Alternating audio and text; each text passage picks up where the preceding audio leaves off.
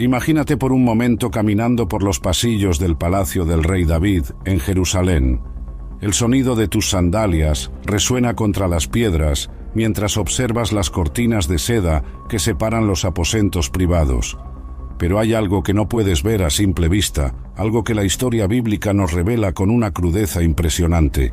Estamos hablando de un hombre que la Biblia describe como conforme al corazón de Dios, pero que vivía en una realidad matrimonial que hoy nos resulta completamente ajena. David no tenía una esposa, ni dos, ni tres. Según los registros bíblicos, este rey tuvo múltiples esposas y concubinas, creando un complejo sistema de relaciones que generaría conflictos durante generaciones. La primera vez que leemos sobre esto en 2 de Samuel, capítulo 3, versículos 2 al 5, encontramos una lista que nos deja con la boca abierta. Y nacieron hijos a David en Hebrón. Su primogénito fue Amnón, de Ahinoam la Jezreelita; su segundo, Kileab, de Abigail, la que fue mujer de Nabal el Carmelita; el tercero, Absalón, hijo de Maaca, hija de Talmai, rey de Gesur; el cuarto, Adonías, hijo de Hagit; el quinto, Sefatías, hijo de Abital; y el sexto, Itream, de Egla, mujer de David. Pero espera, que esto apenas es el comienzo de la historia, porque cuando David se convierte en rey de todo Israel y establece su capital en Jerusalén, la situación se vuelve aún más compleja. Primera de Crónicas, capítulo 14, versículo 3, nos dice sin rodeos: «Y David tomó aún más mujeres en Jerusalén y engendró más hijos e hijas». ¿Te imaginas lo que significaba esto en la práctica diaria?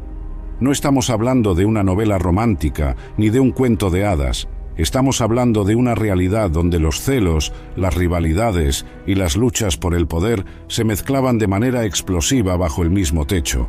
El palacio de David no era simplemente una residencia real, era un complejo sistema de apartamentos, cada uno destinado a una esposa diferente, con sus propios sirvientes, sus propias rutinas y, lo más importante, sus propios hijos que competían por la atención del rey y por la sucesión al trono. Primera de Reyes, capítulo 11, versículo 3, nos da una perspectiva aún más amplia cuando habla de Salomón, el hijo de David. Y tuvo 700 mujeres reinas y 300 concubinas, y sus mujeres desviaron su corazón. Si Salomón llegó a estos extremos, es porque había aprendido este modelo de su padre. Pero aquí viene lo interesante: la Biblia no presenta esta poligamia como algo ideal. Al contrario, casi cada vez que menciona estas múltiples relaciones, inmediatamente después encontramos problemas, conflictos y tragedias que sacuden los cimientos mismos del reino. ¿Por qué un hombre conforme al corazón de Dios vivía de esta manera? La respuesta no es sencilla, pero tiene que ver con las costumbres de la época, las alianzas políticas y, seamos honestos, con las debilidades humanas que la Biblia nunca trata de ocultar.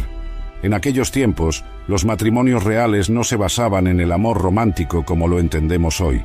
Eran herramientas diplomáticas, formas de sellar alianzas entre pueblos, de asegurar la paz entre regiones conflictivas. Cada nueva esposa representaba un nuevo tratado, una nueva región bajo influencia israelita.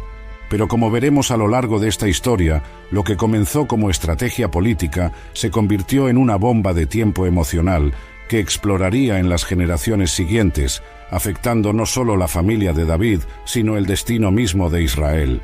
Déjame contarte algo que me impresiona cada vez que leo estos pasajes. La Biblia no maquilla la realidad, no presenta a David como un superhéroe sin defectos. Al contrario, nos muestra a un hombre complejo, con virtudes extraordinarias, pero también con decisiones cuestionables que tendrían consecuencias devastadoras. Segunda de Samuel, capítulo 5, versículo 13, menciona casualmente: «Y tomó David más concubinas y mujeres de Jerusalén, después que vino de Hebrón, y le nacieron más hijos e hijas». Ese más es revelador. No era algo que sucediera una vez, sino un patrón constante en la vida del rey. Antes de que David se convirtiera en el poderoso rey que conocemos, ya estaba experimentando las complejidades de las relaciones múltiples. Su primera esposa fue Mical, la hija del rey Saúl, y déjame contarte que esta historia está llena de drama desde el primer momento. Primera de Samuel, capítulo 18, versículo 20 nos cuenta: «Pero Mical, la otra hija de Saúl, amaba a David, y fue dicho a Saúl, y la cosa le pareció bien. Parece romántico, ¿verdad? Una princesa que se enamora del joven héroe que había vencido a Goliat. Pero espera, porque las intenciones de Saúl no eran nada románticas. El versículo 25 del mismo capítulo nos revela la verdadera intención. Y Saúl dijo: «Decid así a David. El rey no tiene contentamiento en dote, sino en 100 prepucios de filisteos, para que sea tomada venganza de los enemigos del rey».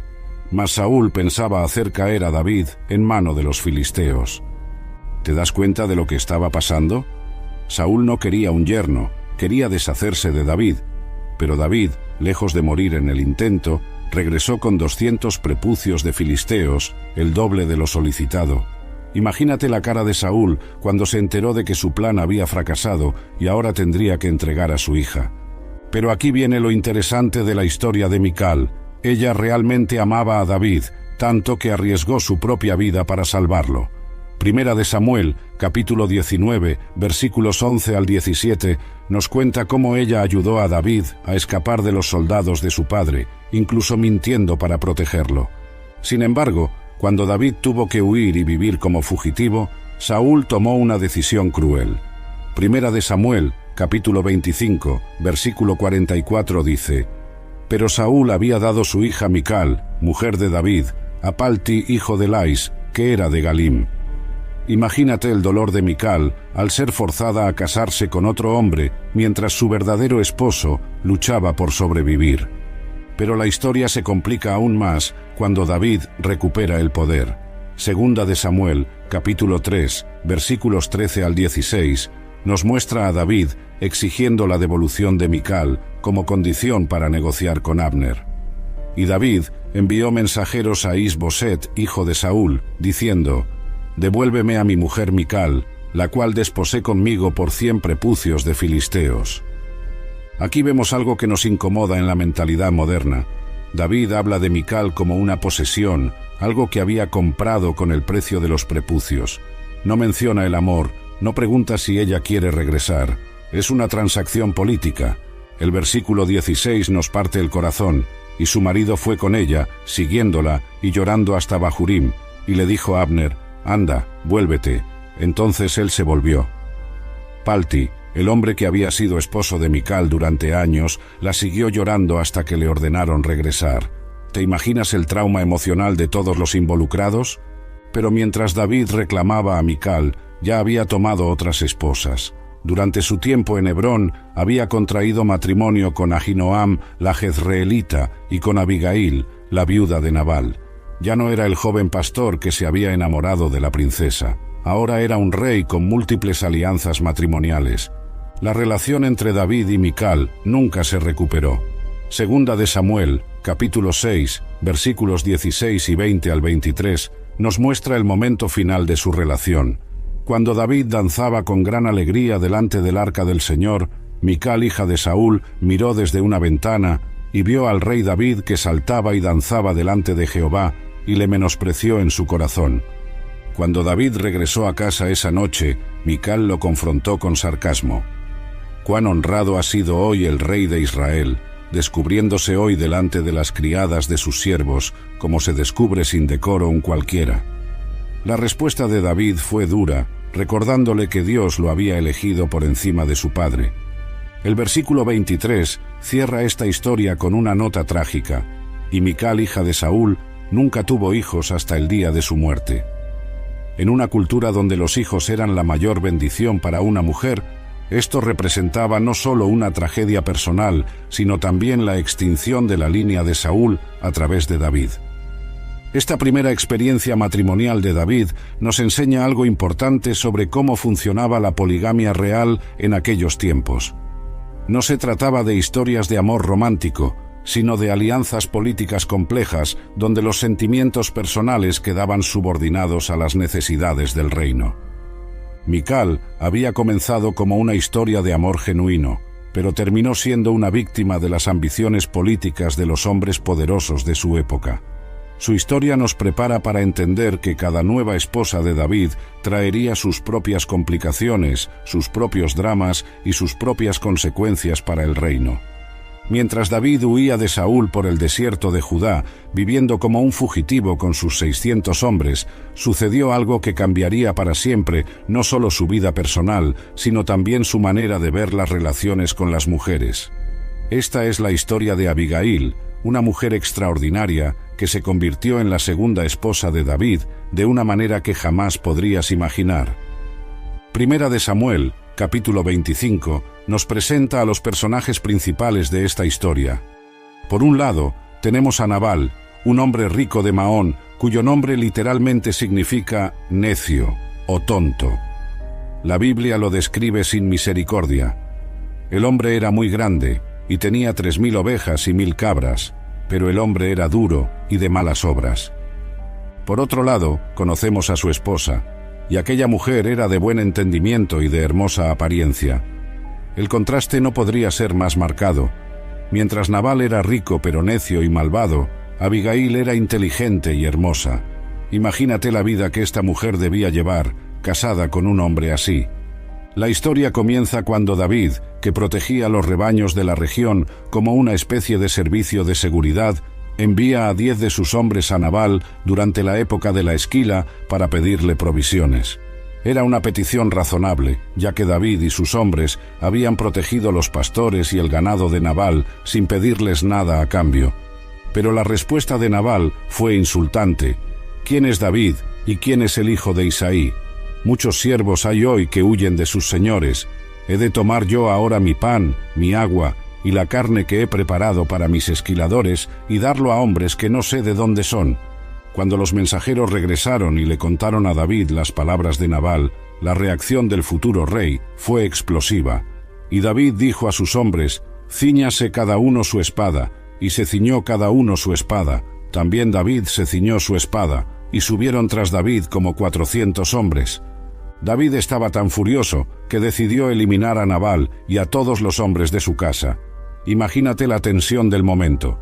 400 guerreros experimentados marchando hacia una masacre, liderados por un David cegado por la ira y la humillación. Pero aquí es donde entra Abigail y demuestra por qué era una mujer extraordinaria. Uno de los criados le contó lo que había pasado y lo que se avecinaba. Sin perder tiempo y sin consultarlo con su esposo, Abigail tomó una decisión que requería una valentía increíble. Entonces Abigail se dio prisa y tomó 200 panes, 2 odres de vino, 5 ovejas guisadas, 5 medidas de grano tostado, 100 racimos de uvas pasas y 200 panes de higos secos, y lo cargó en asnos. La cantidad de comida que preparó nos da una idea de lo próspera que era la familia, pero también de la sabiduría de Abigail para calcular exactamente lo que necesitaba para calmar a 400 hombres hambrientos. El encuentro entre Abigail y David es uno de los momentos más dramáticos del Antiguo Testamento. Cuando ella vio a David, se bajó prestamente del asno y, postrándose sobre su rostro delante de David, se inclinó a tierra.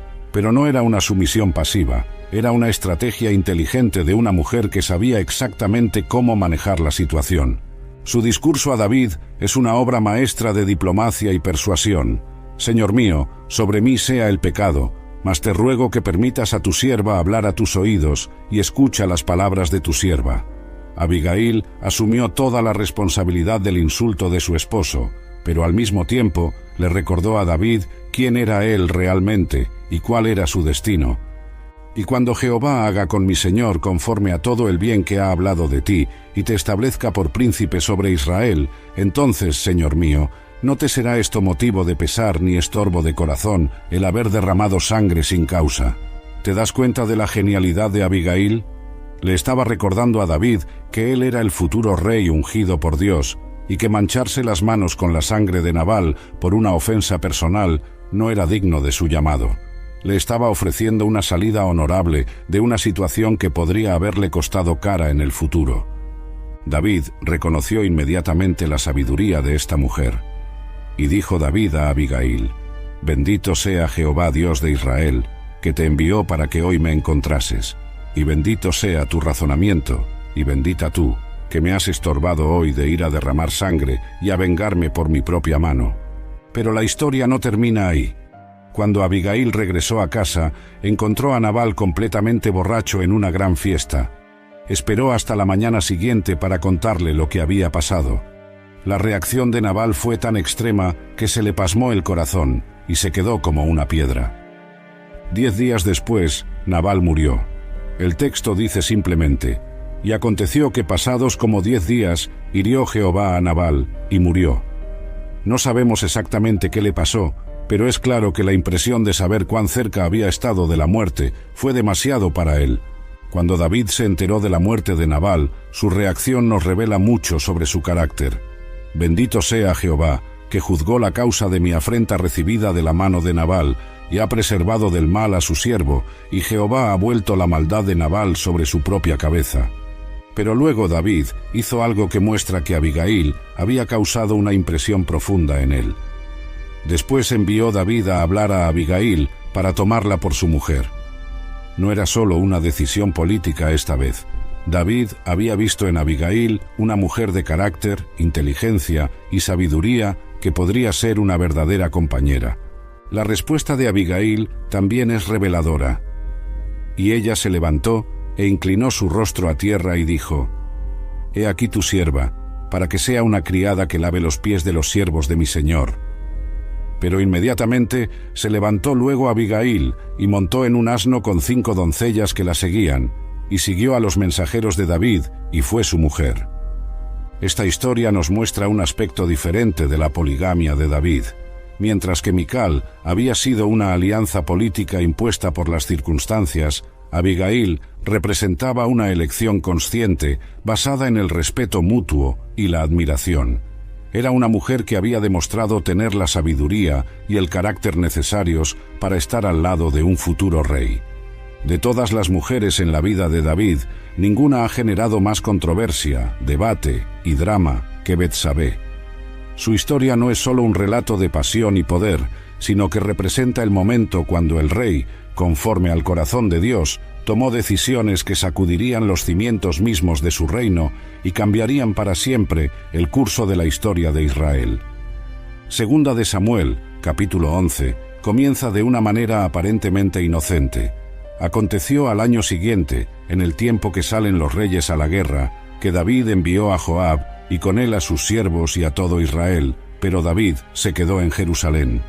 Ya aquí tenemos la primera señal de alarma. David, el guerrero que siempre había liderado a sus tropas en batalla, se quedó en casa mientras otros peleaban sus guerras. Y sucedió un día, al caer la tarde, que se levantó David de su lecho y se paseaba sobre el terrado de la casa real, y vio desde el terrado a una mujer que se estaba bañando, la cual era muy hermosa. Este versículo ha sido interpretado de 1000 maneras diferentes a lo largo de la historia, pero lo que está claro es que David vio algo que no debería haber visto. Ahora bien, aquí es importante entender el contexto. En aquellos tiempos, las casas tenían terrazas en los techos donde la gente se bañaba para tener privacidad. Betsabé no se estaba exhibiendo, estaba en lo que ella consideraba un lugar privado. Pero David, desde la altura de su palacio real, podía ver lo que otros no podían ver. Y envió David a preguntar por aquella mujer, y le dijeron: «Aquella es Betsabé, hija de Eliam, mujer de Urías Heteo». Esta respuesta debería haber sido suficiente para que David se detuviera. No solo era una mujer casada, sino que era esposa de uno de sus soldados más leales, uno de sus valientes, que en ese momento estaba arriesgando su vida en el campo de batalla sirviendo a su rey. Pero David no se detuvo, y envió David mensajeros, y la tomó, y vino a él, y él durmió con ella. El texto es directo y no romantiza lo que pasó. Cuando un rey envía mensajeros a buscar a alguien, no es una invitación que se pueda rechazar, era una orden real.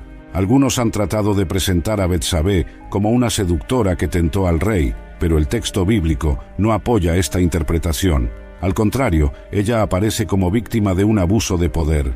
Cuando el hombre más poderoso del reino te manda llamar, no tienes muchas opciones. Y la mujer concibió y envió a hacerlo saber a David, diciendo: «Estoy encinta». Estas pocas palabras cambiaron todo. Lo que podría haber quedado como un encuentro secreto, ahora tenía consecuencias que no se podían ocultar. En una sociedad donde el adulterio se castigaba con la muerte, Betsabé estaba en una situación desesperada. La reacción de David nos muestra hasta dónde había caído moralmente. en lugar de confesar su pecado y enfrentar las consecuencias, decidió encubrir lo que había hecho. Entonces David envió a decir a Joab: «Envíame a Urías Eteo», y Joab envió a Urías a David. El plan de David era sencillo: hacer que Urías regresara a casa, durmiera con su esposa, y así cuando naciera el bebé, todos pensarían que era hijo de Urías. Pero David había subestimado el carácter de Urías. Cuando el soldado llegó a Jerusalén, David le preguntó por la guerra y luego le dijo: «Desciende a tu casa y lava tus pies». Pero Urías no fue a su casa, se quedó durmiendo en la puerta del palacio con los otros sirvientes del rey. Cuando David se enteró, le preguntó por qué no había ido a su casa. La respuesta de Urías es uno de los momentos más nobles y a la vez más desgarradores de toda la Biblia. El arca e Israel y Judá están bajo tiendas, y mi señor Joab y los siervos de mi señor en el campo, ¿y había yo de entrar en mi casa para comer y beber y a dormir con mi mujer? Por vida tuya y por vida de tu alma, que yo no haré tal cosa. ¿Te das cuenta de la ironía trágica? Urías, el extranjero eteo, mostraba más honor y lealtad que David, el rey ungido por Dios. Mientras sus compañeros soldados estaban en tiendas de campaña arriesgando sus vidas, él se negaba a disfrutar de las comodidades de su casa. David lo intentó nuevamente, incluso emborrachando a Urías, pero el soldado siguió durmiendo con los sirvientes del palacio. Fue entonces cuando David tomó la decisión más terrible de su vida. Escribió una carta a Joab con una orden escalofriante: «Poned a Urías al frente, en lo más recio de la batalla, y retiraos de él, para que sea herido y muera». Y lo más cruel de todo es que David envió esta orden de muerte con el propio Urías. El soldado leal llevó en sus propias manos la carta que ordenaba su asesinato. Y cuando Joab sitió la ciudad, puso a Urías en el lugar donde sabía que estaban los hombres más valientes. Y saliendo luego los de la ciudad, pelearon contra Joab, y cayeron algunos del pueblo de los siervos de David, y murió también Urías Eteo. Cuando llegaron las noticias de la muerte de Urías, David fingió dolor por la pérdida, pero internamente debía estar aliviado. Su plan había funcionado, y oyendo la mujer de Urías que su marido Urías era muerto, hizo luto por su marido. Después del período de luto, envió David y la trajo a su casa, y fue ella su mujer, y le dio a luz un hijo. Parecía que David había salido impune de toda la situación. Había cometido adulterio, había ordenado un asesinato, y ahora tenía una nueva esposa y un nuevo hijo. Pero el texto termina el capítulo con una frase ominosa: «Mas esto que David había hecho fue desagradable ante los ojos de Jehová». La historia de Betsabé nos muestra el lado más oscuro de la poligamia real. No siempre se trataba de alianzas políticas o de amor genuino. A veces era el resultado del abuso de poder, de decisiones tomadas en momentos de debilidad que tendrían consecuencias devastadoras para todos los involucrados. Segunda de Samuel, capítulo 12, nos muestra las consecuencias cuando el profeta Natán confronta a David con una parábola sobre un hombre rico que le robó la única ovejita a un hombre pobre. Cuando David se indignó por la injusticia de la historia, Natán le dijo: «Tú eres aquel hombre». Las consecuencias fueron terribles. Por cuanto menospreciaste a Jehová, no se apartará jamás de tu casa la espada. Y así fue. El hijo que nació de esta relación murió, y aunque David y Betsabé tuvieron después a Salomón, que se convertiría en el próximo rey, la familia de David estaría marcada para siempre por la violencia y la tragedia. Además de las esposas oficiales que hemos mencionado, David tenía otro grupo de mujeres en su palacio que raramente se mencionan en los sermones dominicales: las concubinas. Estas mujeres vivían en una especie de limbo social, ni completamente esposas ni simplemente sirvientas, formando lo que podríamos llamar el harén secreto del rey de Israel. La Biblia menciona las concubinas de David en varios pasajes, pero siempre de manera casual, como si fuera lo más normal del mundo. Primera de Crónicas, capítulo 3, versículo 9, dice: «Todos estos fueron los hijos de David, sin los hijos de las concubinas, y Tamar fue hermana de ellos». Este versículo nos revela algo importante.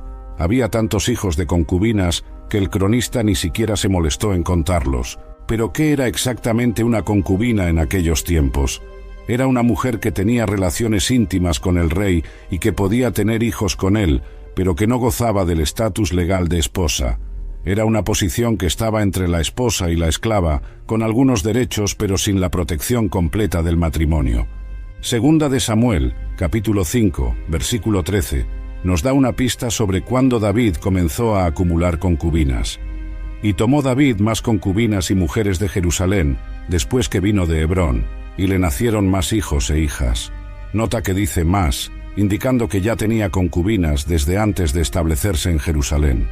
El sistema de concubinas era común entre los reyes del antiguo Oriente Próximo. Servía a varios propósitos. Mostraba la riqueza y el poder del rey, proporcionaba alianzas menores con familias nobles y aumentaba las posibilidades de tener herederos varones. Pero también creaba una compleja red de relaciones que podía ser extremadamente complicada de manejar. Imagínate por un momento la logística de todo esto. El palacio de David tenía que tener aposentos separados para cada mujer, sirvientes para atenderlas, guardianes para protegerlas, y un sistema complejo para determinar cuándo cada una tendría acceso al rey. Era como manejar una pequeña ciudad dentro del palacio. Una de las menciones más dramáticas de las concubinas de David aparece durante la rebelión de Absalón. Segunda de Samuel, capítulo 15, versículo 16, nos cuenta: el rey entonces salió, con toda su familia en pos de él, y dejó el rey 10 mujeres concubinas para que guardasen la casa. Esta decisión de David de dejar a 10 concubinas cuidando el palacio mientras él huía de Jerusalén tendría consecuencias trágicas.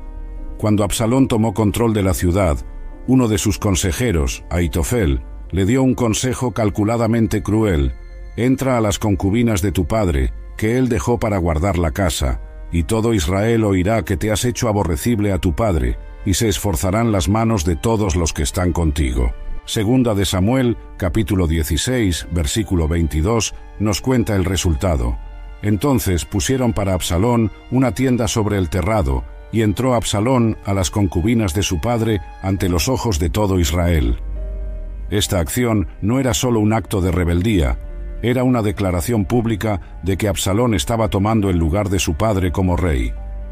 En la cultura de aquellos tiempos, tomar las mujeres del rey anterior era una forma de legitimizar el nuevo reinado, pero también era una humillación terrible tanto para David como para las mujeres involucradas.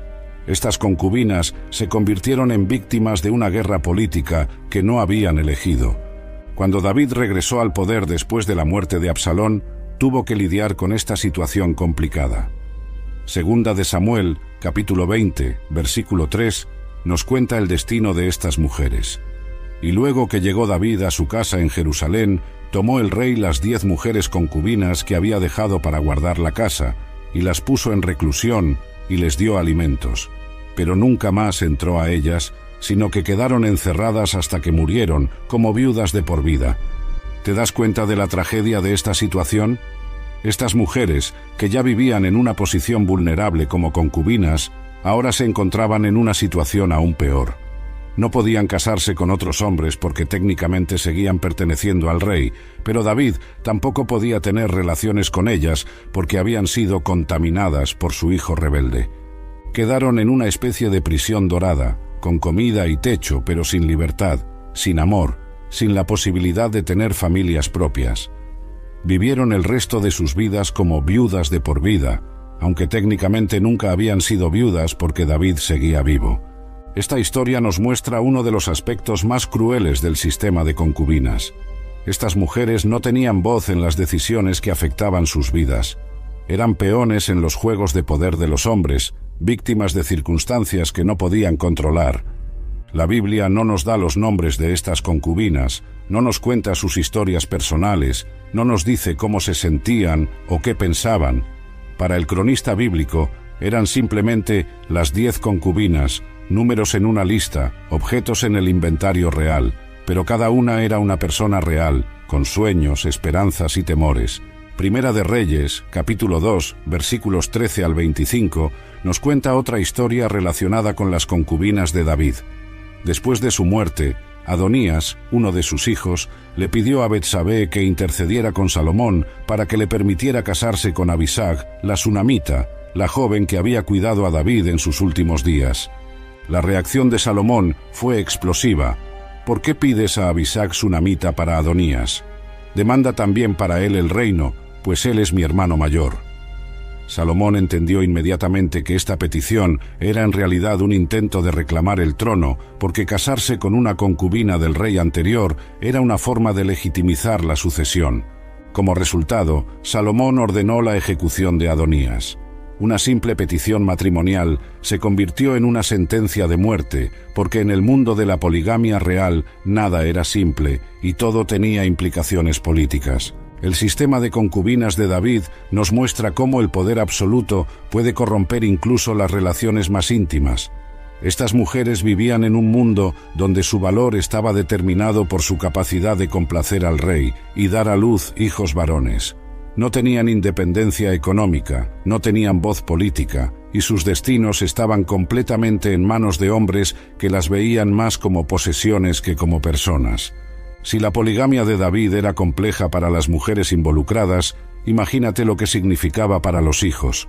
El palacio real no era solo el hogar de múltiples esposas y concubinas, sino también de una multitud de hijos e hijas que compartían el mismo padre, pero que tenían madres diferentes, creando una dinámica familiar que estaba destinada al conflicto. Primera de Crónicas, capítulo 3, nos proporciona una lista fascinante de los hijos de David, nacidos en diferentes lugares y de diferentes madres. Estos son los hijos de David, que le nacieron en Hebrón. El primogénito, Amnón, de Ahinoam jezreelita. El segundo, Daniel, de Abigail la carmelita. El tercero, Absalón, hijo de Maaca, hija de Talmai, rey de Gesur. El cuarto, Adonías, hijo de Hagit. El quinto, Sefatías, hijo de Abital. El sexto, Itream, de Egla su mujer. Pero esto era solo el comienzo. Cuando David se estableció en Jerusalén, la lista se hizo aún más larga. Y estos le nacieron en Jerusalén: Simea, Sobab, Natán y Salomón, estos cuatro de Betsabé, hija de Amiel, Eibar, Elisúa, Elifelet, Noga, Nefeg, Jafía, Elisama, Eliada y Elifelet. Ahora imagínate ser uno de estos niños creciendo en el palacio. Tu padre es el rey más poderoso de la región, pero también es un hombre que tienes que compartir no solo con tus hermanos, sino con las múltiples madres de esos hermanos. Cada madre probablemente favorecía a sus propios hijos y veía a los hijos de las otras mujeres como competencia por la atención del padre y por la posible sucesión al trono. Los problemas comenzaron temprano y de manera dramática. Segunda de Samuel, capítulo 13, nos cuenta una de las historias más perturbadoras de toda la Biblia, la violación de Tamar por su medio hermano Amnón. Aconteció después de esto que, teniendo Absalón, hijo de David, una hermana hermosa que se llamaba Tamar, se enamoró de ella Amnón, hijo de David.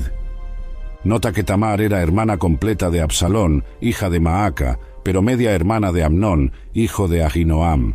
Esta distinción entre hermanos completos y medios hermanos era crucial en la dinámica familiar del palacio. Amnón estaba tan obsesionado con Tamar que se angustió hasta enfermarse por Tamar su hermana, pues por ser ella virgen, le parecía a Amnón que sería difícil hacerle cosa alguna. La palabra hermana aquí puede ser confusa para nosotros, porque en aquellos tiempos se usaba tanto para hermanas completas como para medio hermanas. La historia se vuelve aún más siniestra cuando Jonadab, primo de Amnón, le sugiere un plan para quedarse a solas con Tamar. Amnón fingió estar enfermo y le pidió a David que enviara a Tamar a cuidarlo. David, sin sospechar nada, envió a su hija directamente a la trampa. Lo que pasó después fue una tragedia que cambiaría para siempre la dinámica de la familia real. Mas él no quiso oír su voz, sino que, pudiendo más que ella, la forzó y se acostó con ella. Después de violarla, Amnón sintió una repulsión inmediata hacia Tamar. La aborreció entonces Amnón con tan gran aborrecimiento que el odio con que la aborreció fue mayor que el amor con que la había amado.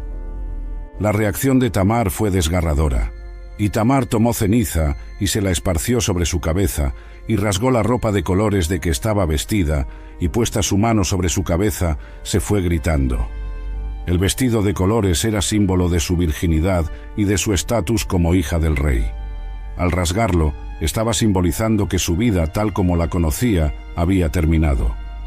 Cuando Absalón encontró a su hermana en ese estado, inmediatamente supo lo que había pasado. Y le dijo su hermano Absalón: ¿Ha estado contigo tu hermano Amnón? Pues calla ahora, hermana mía, tu hermano es, no se angustie tu corazón por esto.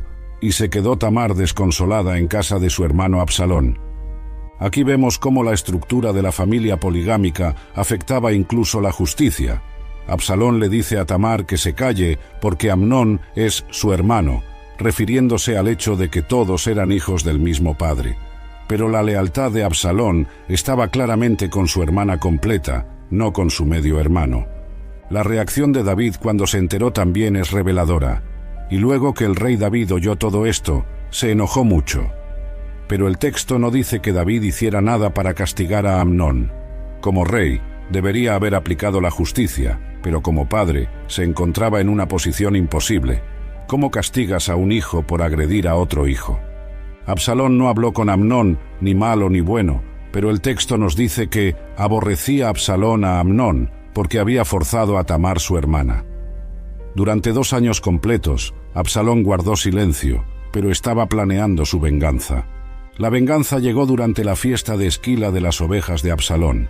Invitó a todos los hijos del rey, incluyendo a Amnón, y mandó a Absalón a sus criados diciendo: «Ahora bien, mirad cuando el corazón de Amnón esté alegre del vino, y cuando yo os dijere: herid a Amnón, entonces matadlo, y no temáis, pues no os lo he mandado yo. Esforzaos, pues, y sed valientes». El asesinato de Amnón causó pánico entre todos los hijos de David. Entonces se levantaron todos los hijos del rey, y montaron cada uno en su mulo, y huyeron. Llegaron rumores a David de que Absalón había matado a todos sus hermanos, causándole una angustia terrible, hasta que Jonadab le explicó que solo Amnón había muerto. Absalón huyó a Gesur, donde vivía su abuelo materno, y permaneció allí 3 años. David tenía deseo de ver a Absalón, porque ya se había consolado acerca de Amnón, que había muerto. Pero el daño en la familia ya estaba hecho. La violencia había entrado en la casa de David para quedarse. Esta historia nos muestra cómo la poligamia real creaba estructuras familiares inherentemente inestables. Los hijos se identificaban más con sus madres y hermanos completos que con la familia extendida. Las lealtades estaban divididas y los conflictos entre hermanos se convertían fácilmente en conflictos entre las diferentes facciones del palacio. Años después, cuando Absalón regresó del exilio, no se conformó con haber vengado a su hermana. Sus ambiciones habían crecido y ahora quería el trono de su padre. La rebelión de Absalón contra David fue, en parte, el resultado de una dinámica familiar disfuncional que había comenzado con la decisión de David de tener múltiples esposas y concubinas. El palacio de David, que debería haber sido un lugar de amor y unidad familiar, se había convertido en un campo de batalla donde hermanos luchaban contra hermanos, donde las madres competían por el favor del rey y donde la violencia se había vuelto la forma normal de resolver los conflictos. Dentro de los muros del palacio de David, detrás de las cortinas de seda y los aposentos lujosos, se libraba una guerra silenciosa pero implacable. Era una guerra sin espadas ni escudos, pero no por eso menos devastadora. Era la guerra entre las mujeres del rey, cada una luchando por la atención, el favor y la influencia sobre el hombre más poderoso de Israel. Imagínate por un momento ser una de las esposas de David. Compartes a tu marido no solo con 1 o 2 rivales, sino con múltiples mujeres, cada una con sus propios hijos, sus propias ambiciones y sus propias estrategias para ganar la batalla por el corazón del rey. En este ambiente, el amor se convierte rápidamente en competencia, y la competencia se vuelve guerra. La rivalidad entre las esposas de David no está documentada explícitamente en la Biblia de la misma manera que las rivalidades entre sus hijos, pero podemos leer entre líneas y ver las tensiones que inevitablemente existían. Tomemos, por ejemplo, la relación entre Mical y las otras esposas. Segunda de Samuel, capítulo 6, nos muestra a Mical criticando a David por su danza entusiasta delante del arca. Pero si analizamos más profundamente, podemos ver que su crítica no era solo sobre la supuesta falta de dignidad real de David. Era también la frustración de una mujer que había perdido su lugar como la primera y más importante esposa del rey. Cuando Mical se casó con David, ella era princesa y él era solo un joven pastor convertido en héroe militar. Pero cuando regresó al palacio después de años de separación forzada, ya no era la única mujer en la vida de David. Había otras que habían estado con él durante sus años de exilio, que habían compartido sus luchas y sus triunfos. Abigail, especialmente, había demostrado ser una compañera sabia y leal durante los momentos más difíciles. La respuesta de David a las críticas de Mical revela mucho sobre la dinámica de su matrimonio polígamo. Y David respondió a Mical: «Fue delante de Jehová, quien me eligió en preferencia a tu padre y a toda su casa, para constituirme por príncipe sobre el pueblo de Jehová, sobre Israel. Por tanto, danzaré delante de Jehová». ¿Notas cómo David le recordó a Mical que Dios lo había elegido en preferencia a tu padre? Era una forma cruel de recordarle que su familia había perdido el favor divino y que ella ya no tenía el estatus especial que una vez tuvo. Era también una manera de establecer claramente quién tenía el poder en esa relación. El hecho de que Mical, hija de Saúl, nunca tuvo hijos hasta el día de su muerte puede interpretarse de varias maneras. Algunos sugieren que fue un castigo divino por su actitud hacia David. Otros proponen que David simplemente dejó de visitarla después de esta confrontación. En una cultura polígama, el rey podía escoger a cuál de sus mujeres visitar, y quedarse sin hijos era una forma de castigo social devastador. Pero las rivalidades no se limitaban solo a las esposas oficiales. Las concubinas también formaban parte de esta compleja red de competencia femenina. Aunque tenían menos estatus que las esposas, algunas podían ganar influencia significativa si lograban captar la atención especial del rey o si daban a luz hijos varones. La historia de Abisag, la sunamita, nos da un vistazo fascinante de estas dinámicas. Primera de Reyes, capítulo 1, nos cuenta cómo esta joven hermosa fue traída para cuidar a David en sus últimos días. Y buscaron una joven hermosa por toda la tierra de Israel, y hallaron a Abisag sunamita, y la trajeron al rey. Y la joven era hermosa, y cuidaba al rey, y le servía, pero el rey nunca la conoció. Aunque técnicamente Abisag no tuvo relaciones íntimas con David, su presencia tan cercana al rey durante sus momentos finales la colocó en una posición única. Era vista como la última mujer de David, y esto la convertía en una pieza importante en el juego político que siguió a la muerte del rey. Las otras mujeres del palacio probablemente veían a Abisag con una mezcla de envidia y resentimiento. Aquí estaba una joven que había llegado al final de la vida de David y que había ganado acceso íntimo al rey sin haber pasado por años de competencia y lucha política. Era como si se hubiera saltado toda la línea de espera. La competencia entre las mujeres del palacio no era solo por la atención romántica de David, era también por recursos, por influencia política y por el futuro de sus hijos. Cada madre quería que su hijo fuera el próximo rey, y esto creaba alianzas temporales y enemistades permanentes entre las diferentes facciones femeninas del palacio. Betsabé, por ejemplo, tuvo que luchar no solo contra el estigma de cómo había comenzado su relación con David, sino también contra las otras madres que veían a su hijo Salomón como competencia para sus propios hijos. La batalla por la sucesión al trono era también una batalla entre madres, cada una promoviendo los intereses de su propia descendencia. Primera de Reyes, capítulo 1, nos muestra a Betsabé actuando políticamente para asegurar que Salomón, y no Adonías, se convirtiera en el próximo rey. Cuando Adonías intentó coronarse a sí mismo, Betsabé corrió al palacio para alertar a David y reclamar la promesa que él supuestamente había hecho de que Salomón sería su sucesor. Entonces Betsabé se inclinó e hizo reverencia al rey, y el rey dijo: «¿Qué tienes?». Y ella le respondió: «Señor mío, tú juraste a tu sierva por Jehová tu Dios, diciendo: Salomón tu hijo reinará después de mí, y él se sentará en mi trono». Es interesante notar que no tenemos registro previo de esta promesa en las Escrituras. Es posible que David la hubiera hecho en privado, ¿O es posible que Betsabé estuviera exagerando o incluso inventando para proteger a su hijo? En el mundo de la poligamia real, las madres tenían que ser estrategas políticas hábiles para proteger los intereses de su descendencia. La coordinación entre Betsabé y el profeta Natán para asegurar la sucesión de Salomón muestra cómo las mujeres del palacio podían formar alianzas poderosas cuando sus intereses coincidían. Natán probablemente prefería a Salomón sobre Adonías por razones religiosas, y Betsabé lo prefería por razones obvias como madre. Las rivalidades femeninas en el palacio de David también se expresaban a través de los sirvientes y la servidumbre. Cada esposa principal tenía su propio séquito de criadas, doncellas y guardianes.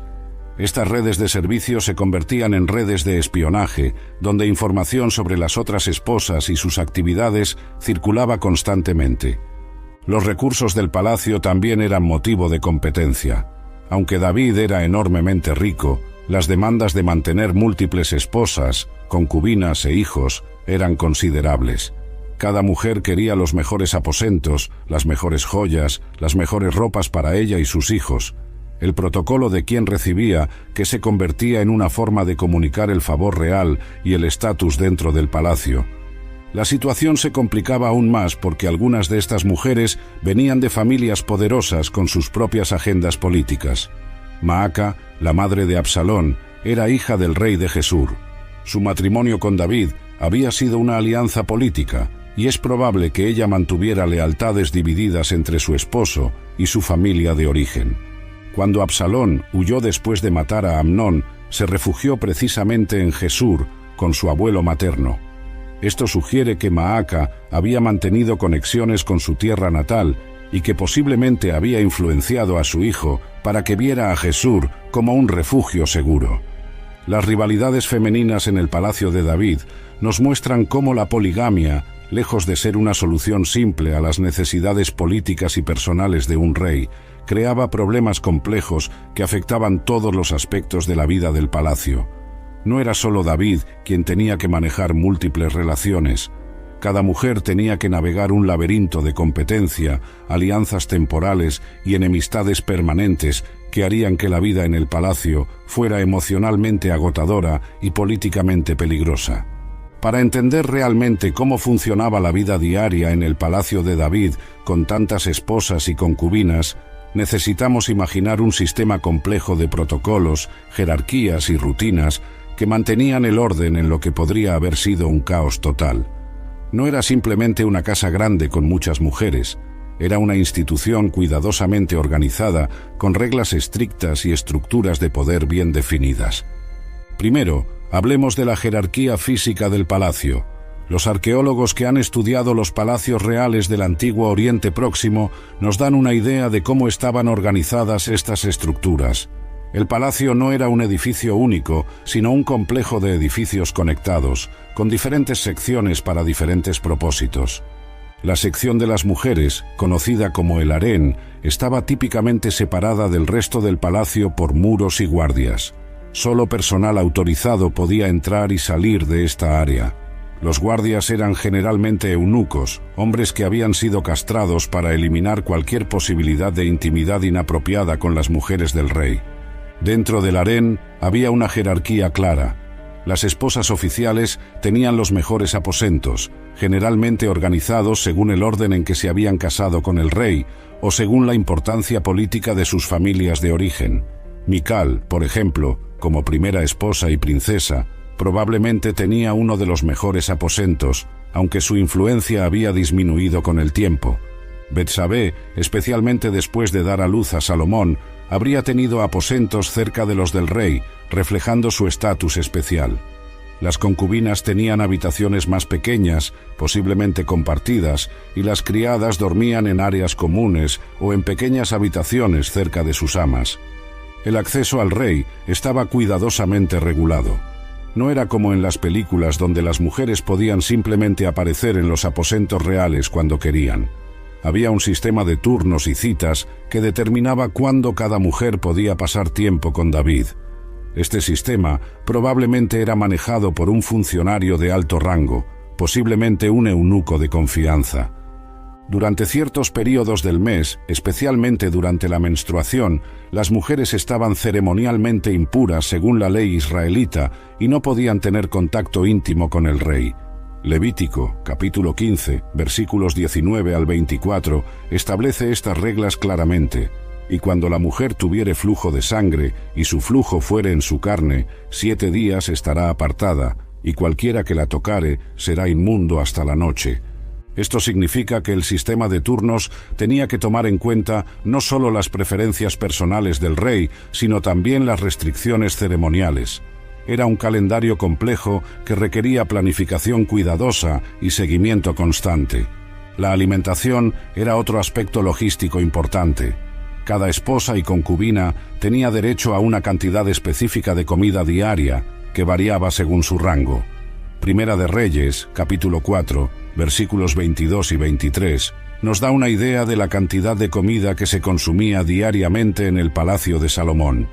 Y la provisión de Salomón para cada día era de 30 coros de flor de harina, 60 coros de harina, 10 bueyes gordos, 20 bueyes de pasto y 100 ovejas, sin los ciervos, gacelas, corzos y aves gordas.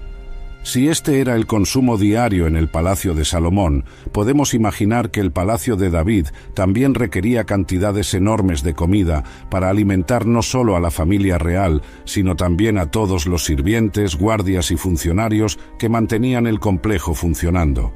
El vestuario era otra área donde se expresaba la jerarquía del palacio. Cada mujer tenía derecho a cierta cantidad de ropa y joyas según su rango. Los colores, tejidos y estilos específicos comunicaban inmediatamente el estatus de quien los llevaba. La descripción del vestido de Tamar como «vestido de colores» en 2 de Samuel, capítulo 13, versículo 18, indica que había códigos específicos de vestimenta para diferentes miembros de la familia real. Los hijos también tenían su lugar en este sistema complejo. Los hijos de las esposas oficiales tenían precedencia sobre los hijos de las concubinas, pero incluso entre los hijos de esposas había jerarquías. El primogénito de la primera esposa tenía ciertos derechos que no tenían otros hijos, aunque estos derechos podían ser modificados por las decisiones del rey. La educación de los hijos era responsabilidad compartida entre las madres y los tutores oficiales del palacio. Los hijos varones, especialmente, recibían entrenamiento en artes militares, administración y diplomacia, preparándolos para roles futuros en el gobierno o el ejército. Las celebraciones religiosas y las festividades también requerían protocolos especiales. Durante eventos como la Pascua o otras fiestas israelitas, había que determinar el orden en que las diferentes mujeres participarían en las ceremonias. ¿Quién se sentaría más cerca del rey? ¿Quién tendría el honor de encender las lámparas? ¿Quién presentaría las ofrendas? Cada detalle comunicaba estatus y favor real. El sistema de comunicación dentro del palacio era crucial. Las mujeres no podían simplemente caminar hasta el trono para hablar con el rey. Tenían que enviar mensajeros, generalmente eunucos o criadas de confianza, para solicitar audiencias o transmitir información. Este sistema también servía como una forma de espionaje, ya que los mensajeros podían reportar sobre las actividades y conversaciones de las diferentes facciones del palacio. Los partos y el cuidado de los niños pequeños también estaban altamente regulados. Cuando una esposa o concubina estaba embarazada, recibía cuidados especiales y atención médica. El nacimiento de un hijo varón era celebrado de manera diferente al nacimiento de una hija, y el orden de nacimiento se registraba cuidadosamente porque tenía implicaciones legales para la sucesión. Las parteras y nodrizas del palacio formaban su propia jerarquía de servicio. Las mejores parteras atendían a las esposas de más alto rango, mientras que las concubinas recibían atención de personal menos experimentado. Después del nacimiento, había nodrizas especializadas que se encargaban del cuidado de los bebés, especialmente los varones que podrían convertirse en futuros herederos. El manejo de conflictos era otra área que requería protocolos específicos. Cuando surgían disputas entre las mujeres del palacio, había funcionarios designados para mediar y resolver estos conflictos sin que llegaran a la atención del rey, a menos que fueran extremadamente serios. Los castigos por romper las reglas del palacio también estaban establecidos. una concubina que tratara de comunicarse con hombres fuera del palacio podría ser severamente castigada o incluso ejecutada. Una esposa que mostrara desrespeto público al rey podría perder privilegios o acceso a él, como parece haber pasado con Mical. El sistema financiero del palacio también reflejaba estas jerarquías. Cada mujer tenía una asignación mensual para gastos personales, ropa, cosméticos y regalos para sus sirvientes. Las esposas de más alto rango recibían más dinero y algunas tenían acceso a recursos adicionales para ceremonias especiales o emergencias familiares. Todo este sistema complejo requería una administración eficiente y funcionarios leales que pudieran manejar los detalles diarios sin crear conflictos adicionales. Era como dirigir una pequeña ciudad con reglas muy específicas sobre quién podía ir dónde, cuándo y con qué propósito. Si alguien quisiera escribir una novela sobre traición, venganza y violencia familiar, no necesitaría inventar nada. Solo tendría que contar la historia real de lo que pasó en la familia de David después de años de poligamia y rivalidades en el palacio. Las consecuencias de este sistema complejo de múltiples matrimonios se manifestaron en una cascada de violencia que casi destruye el reino de Israel. Ya hemos hablado de la violación de Tamar y el asesinato de Amnón, pero estos fueron solo los primeros actos de una tragedia que se extendería por décadas. La violencia engendró más violencia, y cada acto de venganza creó nuevas heridas que requerían nueva venganza. Era un ciclo que parecía imposible de romper. Después de matar a Amnón, Absalón huyó a Gesur y permaneció allí 3 años. Durante este tiempo, David experimentó emociones contradictorias. Por un lado, había perdido a su hijo primogénito Amnón. Por otro lado, su hijo Absalón era técnicamente un asesino que había huido de la justicia. Segunda de Samuel, capítulo 13, versículo 39, nos dice: «Y el rey David deseaba ver a Absalón, porque ya se había consolado acerca de Amnón, que había muerto». Esta ambivalencia de David hacia Absalón reveló una de las debilidades fatales del sistema poligámico: la incapacidad del padre para ser tanto rey justo como padre amoroso al mismo tiempo. Como rey, David debería haber buscado justicia por el asesinato de Amnón. Como padre, quería perdonar a Absalón y tenerlo de vuelta en casa. Joab, el comandante del ejército de David, se dio cuenta de esta tensión interna y manipuló la situación para traer a Absalón de vuelta. Segunda de Samuel, capítulo 14, nos cuenta cómo Joab contrató a una mujer sabia de Tecoa para que le contara a David una parábola sobre 2 hermanos, uno de los cuales había matado al otro. La historia era transparentemente paralela a la situación de Amnón y Absalón, y David cayó en la trampa. Cuando David prometió proteger al hijo superviviente en la historia de la mujer, ella le señaló su hipocresía. ¿Por qué, pues, has pensado cosa semejante contra el pueblo de Dios? Pues hablando el rey esta palabra es como culpado, por cuanto el rey no hace volver a su desterrado. David permitió que Absalón regresara a Jerusalén, pero con una condición humillante: váyase a su casa y no vea mi rostro. Durante 2 años completos, Absalón vivió en Jerusalén sin poder ver a su padre. Era una forma cruel de castigo que mantenía la herida abierta en lugar de permitir la sanación genuina. Esta situación insostenible finalmente explotó cuando Absalón, frustrado por el rechazo continuo de su padre, forzó un encuentro quemando los campos de cebada de Joab. Cuando finalmente David y Absalón se reunieron, el texto dice que David besó a Absalón, pero el daño emocional ya estaba hecho. Absalón había aprendido que el poder y la violencia eran más efectivos que el amor y la paciencia. Lo que siguió fue una de las rebeliones más devastadoras en la historia de Israel. Absalón no se conformó con la reconciliación con su padre, quería reemplazarlo. Segunda de Samuel, capítulo 15, nos cuenta cómo Absalón sistemáticamente socavó la autoridad de David, presentándose como un líder más justo y accesible.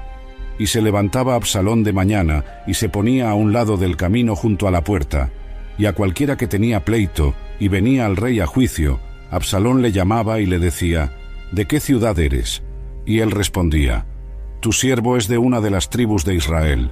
Entonces Absalón le decía: mira, tus palabras son buenas y justas, mas no tienes quien te oiga de parte del rey. Era una campaña política sofisticada diseñada para crear descontento con el liderazgo de David y presentar a Absalón como la alternativa. El versículo 6 nos dice el resultado. De esta manera hacía con todo Israel que venía al rey a juicio, y así robaba a Absalón el corazón de los de Israel. Cuando Absalón finalmente se rebeló abiertamente, la respuesta de David fue sorprendente. En lugar de luchar por su trono, decidió huir de Jerusalén. Entonces David dijo a todos sus siervos que estaban con él en Jerusalén: «Levantaos y huyamos, porque no podremos escapar delante de Absalón. Daos prisa a partir, no sea que apresurándose él nos alcance, y arroje el mal sobre nosotros, y hiera la ciudad a filo de espada». Esta decisión de huir reveló la profunda confusión emocional de David. No podía simplemente luchar contra Absalón como había luchado contra otros enemigos, porque Absalón era su hijo. El amor paternal y la necesidad política estaban en conflicto directo, y David eligió el camino que causaría menos daño inmediato a su hijo. Pero la guerra civil que siguió fue brutal. Joab, el comandante de David, no tenía los escrúpulos emocionales de su rey. Para él, Absalón era un rebelde que amenazaba la estabilidad del reino. Punto final. Cuando tuvo la oportunidad de matar a Absalón, no vaciló, a pesar de las órdenes específicas de David de tratar al joven con gentileza. Segunda de Samuel, capítulo 18, versículos 14 y 15, nos cuenta la muerte de Absalón con detalles gráficos. Entonces dijo Joab: «No malgastaré así el tiempo contigo». Y tomando 3 dardos en su mano, los clavó en el corazón de Absalón, quien aún estaba vivo en medio de la encina. Luego se acercaron 10 jóvenes escuderos de Joab e hirieron a Absalón y acabaron de matarlo. La reacción de David cuando se enteró de la muerte de su hijo es uno de los momentos más desgarradores de toda la Biblia. Entonces el rey se turbó y subió a la sala que estaba sobre la puerta y lloró, y yendo decía así: «Hijo mío Absalón, hijo mío Absalón, ¿quién me diera que muriera yo en lugar de ti? Absalón, hijo mío, hijo mío». Pero incluso después de la muerte de Absalón, la violencia en la familia de David no terminó. Adonías, otro de los hijos de David, intentó coronarse a sí mismo como rey cuando David estaba viejo y débil. Primera de Reyes, capítulo 1, versículo 5 nos dice: «Entonces Adonías, hijo de Agit, se rebeló diciendo: Yo reinaré. Y se hizo de carros y de gente de a caballo, y de 50 varones que corriesen delante de él».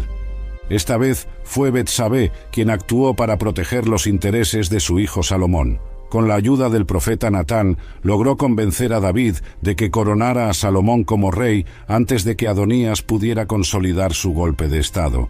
Cuando Salomón se convirtió en rey, una de sus primeras acciones fue eliminar a los posibles rivales al trono. Adonías, que había buscado refugio en el altar después del fracaso de su intento de coronación, fue perdonado inicialmente. Pero cuando pidió casarse con Abisag la sunamita, Salomón lo vio como una amenaza renovada y ordenó su ejecución. Primera de Reyes, capítulo 2, versículo 25, nos dice simplemente: «Entonces el rey Salomón envió por medio de Benaía, hijo de Joiada, el cual arremetió contra él y murió». Otro hijo de David había muerto violentamente, víctima de las rivalidades y ambiciones que habían comenzado con el sistema poligámico de su padre.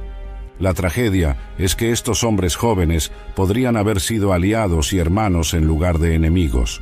En una familia monógama, Amnón, Absalón, Adonías y Salomón habrían sido hermanos completos trabajando juntos por el bien del reino. Pero en el sistema poligámico de David, cada uno representaba una facción diferente, cada uno tenía lealtades divididas, y cada uno veía a los otros como obstáculos para sus propias ambiciones. Las madres de estos jóvenes también fueron víctimas del sistema. Ahinoam perdió a su hijo Amnón, Maaca perdió a su hijo Absalón, y Hagit perdió a su hijo Adonías. Solo Betsabé logró ver a su hijo convertirse en rey, pero incluso ella tuvo que vivir con el conocimiento de que el trono de Salomón estaba construido sobre la sangre de sus medio hermanos. El reino de David, que había comenzado con tanta promesa y bendición divina, se había convertido en una casa de horror, donde hermanos mataban hermanos, donde hijos se rebelaban contra padres, y donde el amor familiar había sido reemplazado por ambición política y sed de venganza. La vida de poligamia en el palacio de David fue una época de rivalidad constante, manipulación política, corazones divididos y violencia familiar. Que sirva como una advertencia para nosotros y como una afirmación de la sabiduría de seguir los caminos de Dios en todas las áreas de nuestras vidas, especialmente en aquellas más íntimas y personales.